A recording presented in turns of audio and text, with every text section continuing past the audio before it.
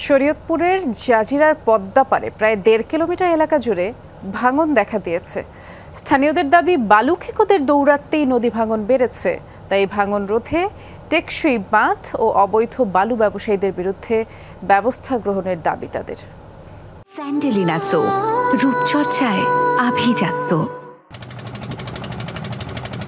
পদ্মা নদী বেষ্টিত বিস্তীর্ণ জনপদ শরীয়তপুর জাজিরার মাঝিরকান্দি এলাকা। গত ২ সপ্তাহে প্রায় ১.৫ কিলোমিটার এলাকায় ভাঙন দেখা দিয়েছে। ভাঙন থেকে বাঁচতে এরই মধ্যে নিরাপদ স্থানে সরে গেছে প্রায় ২০০ পরিবার। হুমকিতে ঘরবাড়ি সহ বিভিন্ন স্থাপনা। আবার কবে স্থায়ী ঠিকানায় বাস করতে পারবেন, এই দুশ্চিন্তা ঘিরে ধরেছে ভাঙন কবলিত এলাকার মানুষদের। আমাদের জায়গা জমি যা ছিল সবই নদী গর্ভে বিলীন হয়ে গেছে। ভাঙতে যাইয়া পরে আবার এখানে বাড়ি করছি। এরপর আবার ওখানে কইছি আমরা এখানে থাকতার মহান আমাকে এনে সব ভাঙ্গে চুরিয়ে গেছে। আজকে যেন এই জায়গায় রাঁধছি, কালকে যেন আমরা কই রাঁধুম, কই থাকুম, কই যাম, সেই আশ্রয় আমাকে নাই। ১৯৬২ সাল থেকে এই পর্যন্ত ১৩ বার ভাঙ্গা হয়েছে। তীরবর্তী এলাকার মানুষের দাবি, পদ্মা সেতু সংলগ্ন হওয়ায় ভাগ্য পরিবর্তনের আশায় বুক বেঁধেছিল এ অঞ্চলের বাসিন্দারা। কিন্তু দুপারে দেদারসে বালু তোলায় এখন ঘর বাঁচানোই দায়।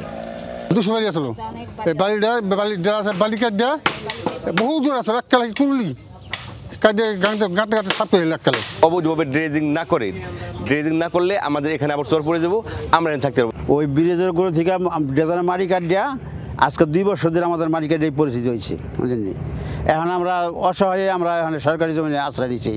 চলতি বছর বরাদ্দের অভাবে জরুরি ভিত্তিতে জিওব্যাগ ফেলা সম্ভব হয়নি বলে জানিয়েছে পানি উন্নয়ন বোর্ড।